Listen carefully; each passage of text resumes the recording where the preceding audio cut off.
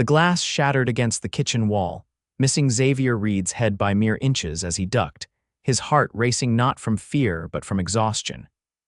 His ex-wife's temper hadn't improved since their divorce 2 years ago, but he'd long stopped caring about her outbursts. All that mattered now was 8-year-old Lily, hiding in her bedroom, probably covering her ears as she had learned to do during these monthly custody exchanges. "You're 3 months behind on child support, Xavier.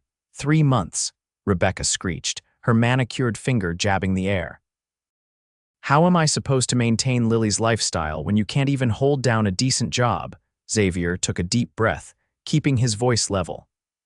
"I'm doing everything I can. The construction company laid off half their crew. I've picked up weekend shifts at the hardware store, and I'm interviewing for a maintenance position at Westlake Elementary tomorrow." "Westlake, that fancy private school," Rebecca laughed bitterly. "They'll never hire someone like you." Xavier clenched his jaw. "Someone like me raised half the money for their playground equipment when we were in high school, remember? Before you decided I wasn't good enough for your social climbing ambitions." Rebecca's face hardened. "Just get Lily's things. You have her for the weekend. Try not to feed her nothing but ramen noodles this time." 15 minutes later, Xavier held his daughter's small hand as they walked to his rusted Ford pickup. Lily's pink backpack bounced against her shoulders, her dark curls just like his catching in the autumn breeze. "Is Mom mad again?" Lily asked, her voice small. Xavier helped her into the booster seat. "Mom's just worried about grown-up stuff. Nothing for you to worry about, sunshine. Are we still going to the park tomorrow?" Her brown eyes, wide and hopeful, melted his heart like they always did. "You bet. Right after my job interview." He gently tapped her nose, earning a giggle that erased the tension of the past hour. "And if it goes well, maybe we can get ice cream after. Double scoop." Lily's face lit up. "Let's not push it," Xavier laughed, starting the truck's engine that protested with a concerning rattle. Another repair he couldn't afford. The weekend flew by too quickly, as they always did, a blur of playground adventures, discount movie tickets to the Saturday morning show, and macaroni and cheese dinners at his modest one-bedroom apartment where Lily slept on a pull-out sofa with her collection of stuffed animals. Sunday evening came too soon, and after dropping Lily back at Rebecca's pristine suburban home, Xavier returned to his empty apartment, reviewing his resume one last time before tomorrow's interview. Maintenance supervisor at Westlake Elementary was a long shot, but the salary would mean steady income, benefits, and most importantly, the ability to provide better for Lily. Maybe even enough to move to a 2-bedroom apartment so she could have her own room during visits. He touched the small photo of Lily on his nightstand, her missing tooth grin his daily motivation. "Just need one break, sunshine," he whispered to the photo. "Just one." Monday morning found Xavier in his only decent button-up shirt, 15 minutes early for his interview. Westlake Elementary stood like a fortress of privilege, with its red brick exterior and perfectly manicured grounds. Children in neat uniforms filed through the entrance, dropped off by luxury SUVs and town cars. Xavier parked his truck in the far corner of the lot, hoping the oil leak wouldn't leave a stain on their immaculate pavement. "You must be Mr. Reed," said a friendly voice as Xavier entered the administrative office. An older woman with silver-rimmed glasses smiled at him. "I'm Mrs. Henderson, the school secretary. The principal will be with you shortly. Can I get you some water?" "No, thank you, madam," Xavier replied politely, taking a seat in the waiting area. He noticed the walls lined with photos of distinguished alumni and generous donors. This world felt light years away from his daily struggle to make ends meet. The door to the inner office opened, and Xavier rose to his feet, expecting the principal. Instead, he found himself face to face with a ghost from his past. Xavier Reed. The woman stopped in her tracks, her portfolio nearly slipping from her fingers. Time seemed to freeze as Xavier stared at the woman before him. Her honey blonde hair was shorter now, styled in an elegant bob instead of the long waves he remembered. Designer clothes had replaced the thrift store finds she used to wear with pride. But those eyes, those remarkable hazel eyes with flecks of gold, were unmistakable. "Penelope Rivers," he breathed, her name feeling both foreign and familiar on his tongue after 15 years. Penny as she had been known back then had been his first real love, the girl from the wrong side of the tracks just like him. They'd spent their senior year of high school inseparable, dreaming of escaping their small town together.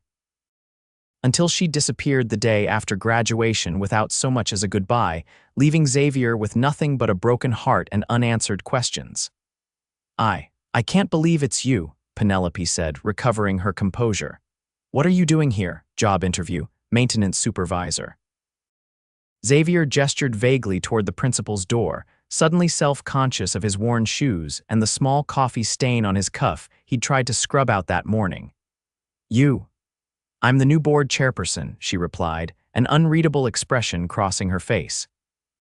I just finished a meeting about the annual fundraiser. Of course she was. The universe had a cruel sense of humor, bringing them together again with such a stark reminder of how far apart their lives had diverged. Before Xavier could respond, the principal's door opened again. Mr. Reed. I'm Principal Winters. Please come in. Xavier nodded to Penelope, a quick, awkward gesture. Nice seeing you, he managed, though nice didn't begin to cover the hurricane of emotions churning inside him. Likewise, she replied softly. Then, just as he turned to follow the principal, she added, Good luck, Xavier. The interview went better than Xavier had expected.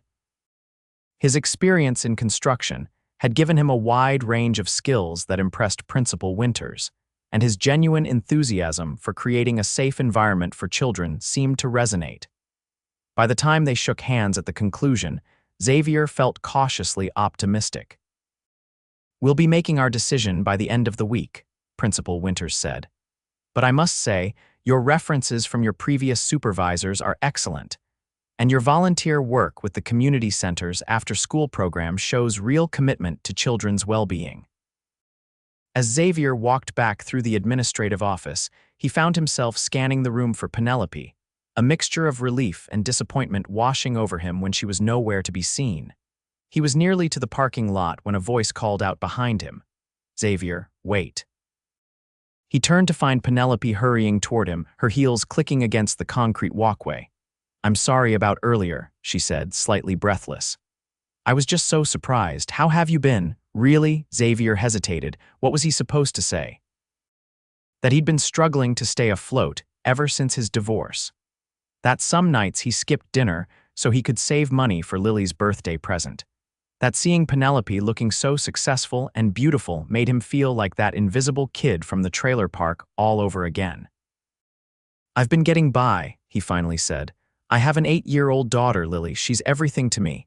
Something softened in Penelope's expression. You always did want to be a dad. After a pause, she added, Are you and your wife divorced? 2 years now. Xavier shifted his weight, glancing at his watch. I should get going. I have another shift at the hardware store this afternoon. Of course. Penelope seemed to hesitate. It really was good seeing you, Xavier. Maybe we could catch up sometime for coffee or lunch. Xavier studied her face, searching for pity or worse, charity. But all he saw was genuine interest, maybe even a flicker of the old connection they'd once shared. Sure, he found himself saying. That would be nice. They exchanged numbers, and Xavier climbed into his truck, watching in the rearview mirror as Penelope walked back toward the school. She'd mentioned nothing about why she'd left all those years ago or where she'd been, and he hadn't asked. Some wounds were better left undisturbed. 2 days later, Xavier received the call offering him the position at Westlake Elementary with a salary that made him sink onto his sofa in disbelief. He would start the following Monday, which gave him just enough time to give notice at his other jobs. That evening, he splurged on a pizza delivery to celebrate with Lily during their weekly video call. Does this mean I'll see you at school sometimes, Daddy? Lily asked, her face bright on his phone screen. Xavier paused mid-bite. At your school, Westlake is where you go. Lily nodded enthusiastically. Mommy says it's the best school in the area. I'm in Mrs. Thompson's 3rd grade class. We have a class guinea pig named Marshmallow. The realization that he would be working at his daughter's school, a place he previously couldn't even afford to visit for parent-teacher conferences without taking time off work, filled Xavier with unexpected joy. Maybe this job was more than just a financial lifeline. Maybe it was a chance to be more present in Lily's daily life. "That's amazing, sunshine. Now I can see you every day, not just on weekends." Lily's squeal of delight was worth every struggle of the past 2 years. His first week at Westlake passed in a blur of training, meeting the staff, and learning the ins and outs of the sprawling campus. He caught glimpses of Lily occasionally in the cafeteria with her friends, on the playground during recess, and each time, her face would light up with excitement to see him. It was a gift he hadn't dared hope for. He hadn't seen Penelope again, though. Just as he was beginning to think their chance encounter would remain just that, a brief intersection of their separate lives, she appeared at his office door late Friday afternoon. "I heard you got the job," she said, leaning against the doorframe of his modest maintenance office in the school's basement. "Congratulations." Xavier looked up from the work order he was reviewing. "Thanks, it's been a good first week." Penelope stepped inside, glancing around at the organized shelves of supplies and the desk Xavier had already personalized with a small photo of Lily. "I wanted to see if that coffee offer was still open. Maybe tomorrow morning." Xavier hesitated only briefly. "Tomorrow works." "There's a place called Maggie's about 3 blocks from here. Nothing fancy, but they make a decent cup." "Maggie's at 10, Penelope suggested. When Xavier nodded, she smiled. "It's a date, I mean, not a date, just a—" She trailed off, a faint blush coloring her cheeks. Xavier found himself smiling back. "I know what you meant. See you tomorrow, Penelope." After she left, Xavier returned to his work orders, but his mind kept drifting to tomorrow. It wasn't a date. It couldn't be. They were different people now, with complicated lives. And yet, something about seeing her again had awakened memories he thought long buried of summer nights by the lake, of dreams shared under starlight, of a connection that had once seemed unbreakable. Xavier arrived at Maggie's 15 minutes early, choosing a corner table where he could watch the door. The cafe was modest but comfortable, with mismatched furniture and local artwork adorning the walls. He ordered a plain black coffee. All his budget would comfortably allow despite his new job's salary, which wouldn't hit his bank account for another week. Penelope arrived precisely at 10, dressed casually in jeans and a simple blouse that probably cost more than Xavier's entire wardrobe. She spotted him immediately and made her way to the table with a warm smile. "I hope you haven't been waiting long," she said, setting down her purse. "Just got here," Xavier lied politely. "Can I get you something to drink?" "I'll come with you to order," Penelope insisted, and moments later they returned to the table with her latte and a refill for Xavier. An awkward silence settled between them until they both spoke simultaneously. "So what have you? How did you end?" They laughed, the tension easing slightly. "You first," Xavier offered. Penelope wrapped her hands around her mug. "I was going to ask what brought you to Westlake, not just the school but this area." Xavier took a sip of his coffee. "After the divorce, I wanted to stay close to Lily. Rebecca, my ex, moved here for her job in pharmaceutical sales. The school district is good, and even though I couldn't afford to live in the same neighborhood, I found a place within reasonable driving distance." He didn't mention the cramped apartment or the second and third jobs he juggled until landing the Westlake position. Some pride remained. "And Lily goes to Westlake?" Penelope asked. Xavier nodded. "Rebecca insisted on private school. Part of our divorce agreement is that I contribute to the tuition, which hasn't been easy." He paused. "I never expected to actually work there, though. Feels like some kind of cosmic joke. Or maybe it's the universe finally cutting you a break," Penelope suggested gently. Xavier studied her face. "Maybe, your turn. Last I knew, you were headed to community college with me. Then you were just gone, no explanation, no goodbye. What happened, Penny?" The childhood nickname slipped out before he could catch himself. Penelope didn't seem to mind, though her expression grew serious. "I owe you an explanation, Xavier. I've owed you one for 15 years. She took a deep breath. "My mother got sick, really sick, cancer. My aunt in California offered to take us in, help with the medical bills. We left in the middle of the night because Mom couldn't bear any goodbyes." Xavier felt a knot in his chest loosen slightly. He'd spent years wondering what he'd done wrong, why he hadn't been enough to make her stay, or at least say goodbye. I wanted to contact you, Penelope continued, but Mom's treatment was intensive. I took a job instead of going to college, then another and another. By the time things stabilized, years had passed. I figured you'd moved on. Did your mom recover? Xavier asked, the old compassion he'd always felt for Penelope's struggling single mother resurfacing. Penelope shook her head, sadness crossing her features. She passed away 3 years after we moved, but before she died, she made me promise to finish my education. So I did night classes, online courses, whatever I could manage while working. Eventually got an MBA. Xavier absorbed this information, trying to reconcile the penny he'd known the girl with second-hand clothes and big dreams with the successful woman sitting across from him. And now you're on the board at Westlake, he observed. That's quite a journey. Something flickered across Penelope's face, discomfort, perhaps. I've been fortunate in my career, made some good investments, connected with the right people. She paused, then changed the subject. Tell me about Lily. She must be wonderful. The conversation flowed more easily as Xavier shared stories about Lily, her love of science experiments, her collection of rocks, her recent determination to learn chess because a character in a book she loved played it. Penelope listened attentively, laughing at the right moments, asking thoughtful questions. Before they knew it, 2 hours had passed, and Xavier reluctantly checked his watch. I should get going. I promised Lily we'd go to the Children's Museum this afternoon when she gets back from her morning activity. As they walked out of the cafe, Penelope touched his arm lightly. This was nice, Xavier. I'd like to do it again sometime. I'd like that too, he admitted, surprised by how much he meant it. Over the next few weeks, coffee dates turned into lunch breaks at school, where they'd sit in Xavier's office or outside at a secluded bench on the grounds, sharing sandwiches and pieces of their lives. Penelope learned about Xavier's struggle to establish himself after the divorce, his determination to be present for Lily despite financial constraints. Xavier discovered that Penelope had built a successful consulting business that specialized in helping women entrepreneurs, though she remained curiously vague about the details. They fell into an easy friendship that carried echoes of their past connection, but was tempered by the experiences that had shaped them in their years apart.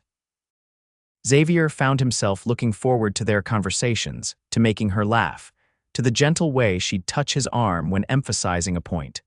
One evening, as Xavier was finishing up a repair on the school's heating system, he heard a soft knock on his office door. Penelope stood there, elegant in a black dress and heels. Working late, she asked, stepping inside. Boiler issue, should be fixed now. Xavier wiped his hands on a rag. You look nice. Special occasion, school fundraiser planning committee dinner just ended. She hesitated. I was wondering if you might want to grab a late dinner. There's a little Italian place not far from here. Xavier glanced down at his work uniform, stained with grease. I'm not exactly dressed for dinner. We could stop by your place so you could change, Penelope suggested, then quickly added, or we could do it another time. Xavier found himself wanting to say yes, even as practical concerns nagged at him. He'd have to pay the babysitter extra for staying late with Lily tonight. A dinner out wasn't in his carefully planned budget, and yet, Italian sounds great, he heard himself say. Let me just make a quick call to my sitter. After a brief stop at his apartment, during which Xavier tried not to notice Penelope taking in his modest living situation with its second-hand furniture, and the pull-out sofa where Lily slept on weekends, they arrived at the restaurant. It was cozy and intimate, with candles flickering on each table and the rich aroma of garlic and tomato sauce filling the air. I haven't been out to a real restaurant in ages, Xavier admitted as they were seated. Usually it's fast food or pizza with Lily. Well, then we should make it count, Penelope said, smiling warmly. Order whatever you like, my treat. Xavier started to protest, his pride bristling, but Penelope cut him off gently. Consider it a thank you for all the school repairs you've handled this month. Principal Winters says you've transformed the place. Reluctantly, Xavier agreed, though he still chose one of the less expensive pasta dishes. As they shared a bottle of wine, their conversation deepened. They reminisced about high school, the good parts, like sneaking onto the football field at night to watch meteor showers, and the challenging parts, like dealing with classmates who looked down on them for their circumstances. "Remember Mrs. Patterson's English class?" Penelope asked, her eyes bright with memory. "When you defended my interpretation of that Robert Frost poem even though the whole class disagreed," Xavier smiled. "The road not taken. You said it wasn't actually about celebrating individuality, but about how we romanticize our choices in hindsight." "You remembered," Penelope said softly. "You always listened to me, really listened, even back then." "You always had interesting things to say," Xavier replied. Their eyes held across the table, and for a moment the years between them seemed to dissolve. The spell was broken when Penelope's phone chimed. She glanced at it, a slight frown creasing her brow. "Work," she explained, typing a quick response. "Sorry about that. Everything okay, just a question about a contract." She set her phone aside.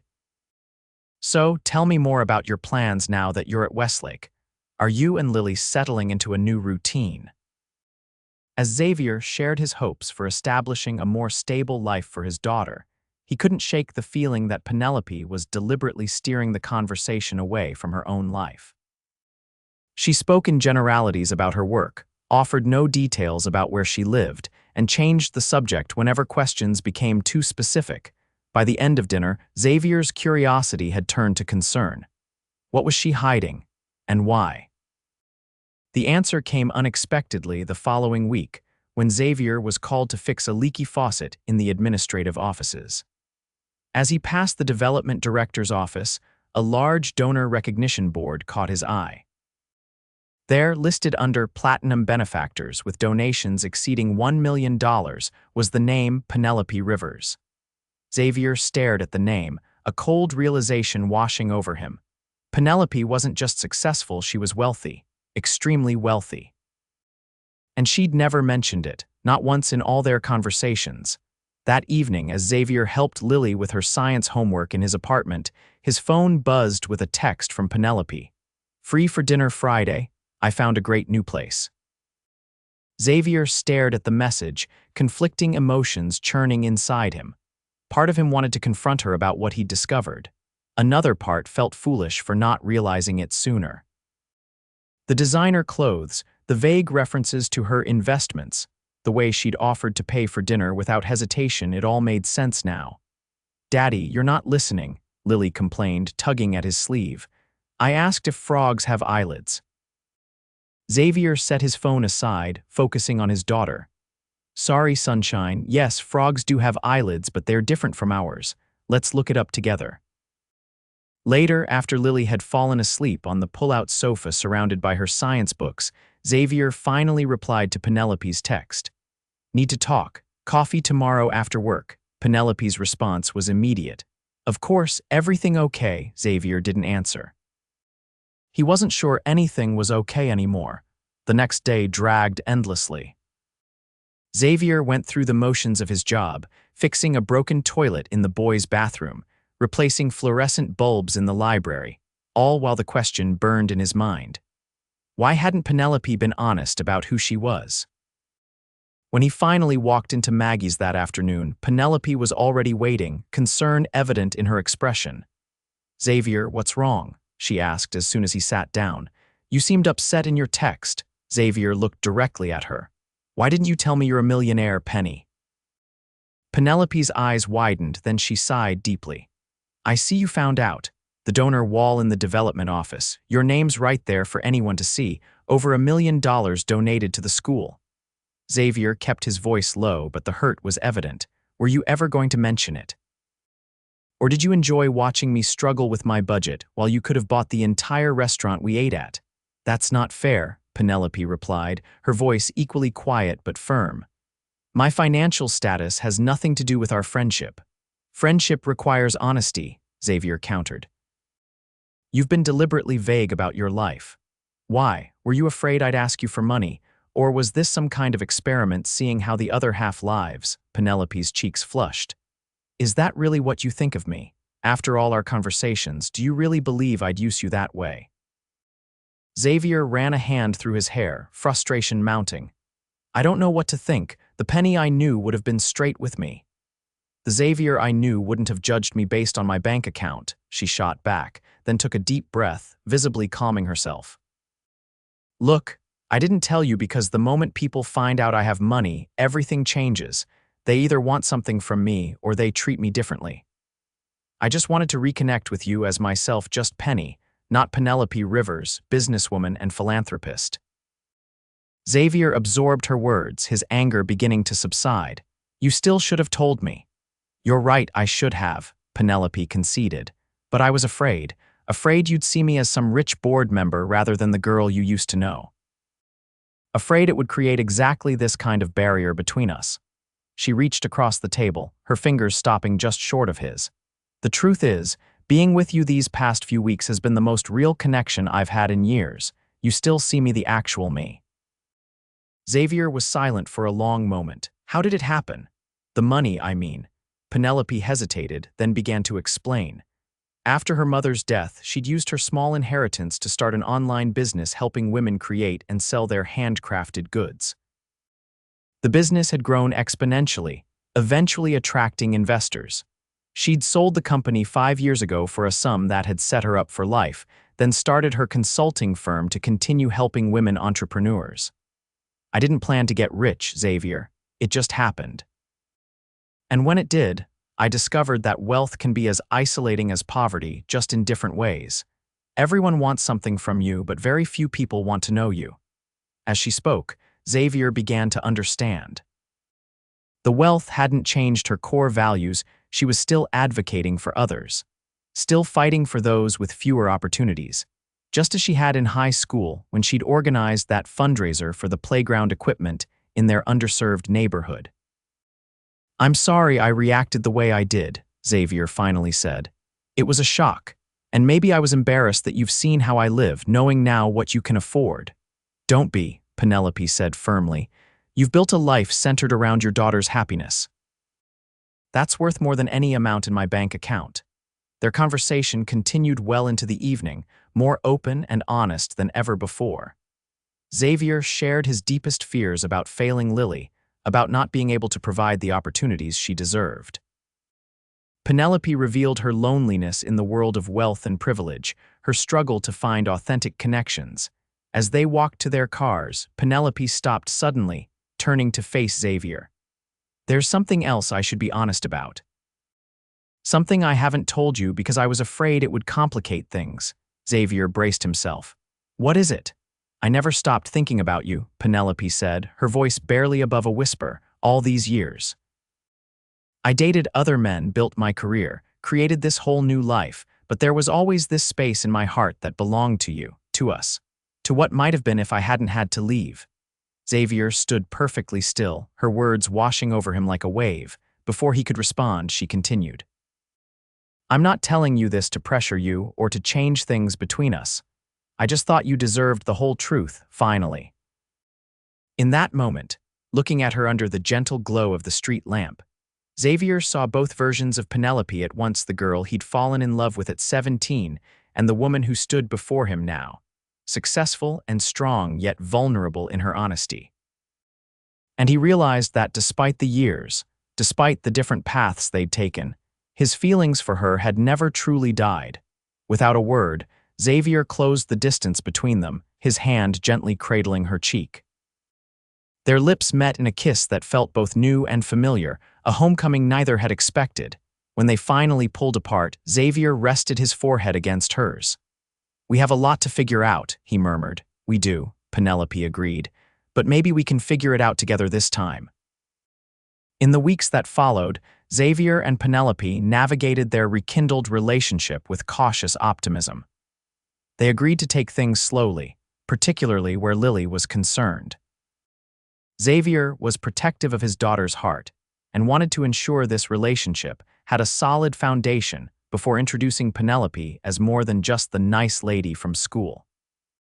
The first meeting between Penelope and Lily happened naturally, a chance encounter at the school's fall festival, where Penelope was volunteering at the book fair, and Xavier was supervising the setup of game booths. Lily had been fascinated by Penelope's knowledge of children's books and delighted when Penelope recommended a series about a young girl scientist that matched Lily's interests perfectly. "She's really nice, Daddy," Lily had commented afterward, "and she knew all the good books." As autumn turned to winter, their lives began to intertwine more deeply. Penelope never flaunted her wealth or tried to solve Xavier's problems with money, understanding his pride and his desire to stand on his own.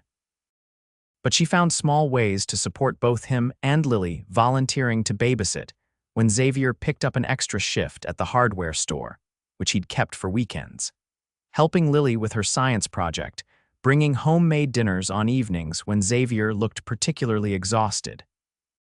For Xavier, watching Penelope interact with his daughter revealed new dimensions of the woman he was falling in love with all over again. She treated Lily with respect and genuine interest, never talking down to her or trying too hard to win her affection.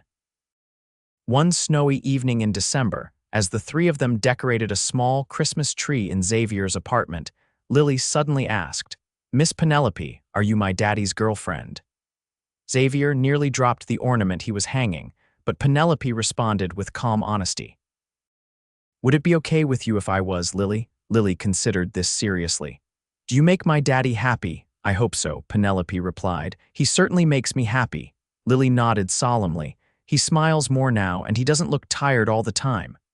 After a moment, she added, "So yes, it's okay." Xavier caught Penelope's eye over Lily's head, their shared smile acknowledging a milestone crossed. As their relationship deepened, they faced challenges too. Rebecca was initially suspicious of Penelope, especially after learning of her connection to the school board. There were uncomfortable conversations about class differences, about Xavier's insistence on maintaining his independence, about Penelope's fear that her wealth would always be an invisible barrier between them. But through it all, they really talked about their fears and hopes, working through issues rather than letting them fester. The foundation they built was stronger for its honest construction. Spring brought new beginnings. Penelope's lease was ending, and after much discussion, she and Xavier decided to look for a new place together, something that would feel like a fresh start for all of them, with a bedroom for Lily and space for Xavier's workshop. "I want to contribute equally," Xavier insisted as they discussed finances. "Maybe not in dollars, but in other ways." Penelope understood what he wasn't saying, that he needed to feel like an equal partner, not a charity case. "I know you do. That's one of the reasons I love you." The words slipped out naturally, though neither had said them before. Xavier took her hands in his. "I love you too, Penny. I think part of me never stopped, even when I thought I'd never see you again." Their house, a modest but comfortable 3-bedroom in a good neighborhood halfway between Xavier's work and Penelope's office, became home over the summer. Lily spent more time with them as Rebecca's travel schedule for work intensified, and gradually the custody arrangement shifted to something more balanced. On a warm August evening, exactly 1 year after Xavier had started working at Westlake, he and Penelope sat on the back porch of their home, watching Lily chase fireflies in the yard.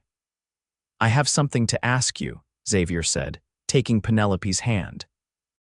"But first, there's something I need to tell you." Penelope turned to him, curious. "What is it?" "I got a promotion," he said with a smile. "Facilities director for the entire school district. Better salary, more responsibility, but still flexible enough for Lily's schedule." "Xavier, that's wonderful." Penelope hugged him tightly.